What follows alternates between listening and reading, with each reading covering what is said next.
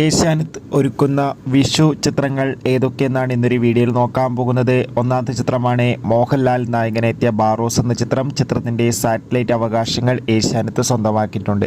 ചാക്കോച്ചൻ നായകനെത്തിയ ചിത്രമായിരുന്നു ബോഗിൻവില്ല. ചിത്രത്തിന് ഒരു ആവറേജ് അഭിപ്രായം സ്വന്തമാക്കാൻ വേണ്ടി സാധിച്ചിട്ടുണ്ടായിരുന്നു. ബോഗിൻവില്ല എന്ന ചിത്രത്തിൻ്റെ സാറ്റലൈറ്റ് അവകാശങ്ങൾ ഏഷ്യാനെറ്റ് സ്വന്തമാക്കിയിട്ടുണ്ട്. ചിത്രം വിഷു പ്രീമിയറായി സംപ്രേഷണം ചെയ്യും. ബേസിൽ ജോസഫ് നായകനെത്തിയ ചിത്രമായിരുന്നു പൊന്മാൻ. ചിത്രത്തിൻ്റെ സാറ്റലൈറ്റ് അവകാശങ്ങൾ ഏഷ്യാനെറ്റ് ജിയോ ഹോട്ട്സ്റ്റാറും ഒപ്പം ഏഷ്യാനെറ്റും സ്വന്തമാക്കിയിട്ടുണ്ട്. ചിത്രം ഈ വരുന്ന വിഷുക്കാലത്ത് നമുക്ക് ഏഷ്യാനെറ്റിലൂടെ ആസ്വദിക്കാം.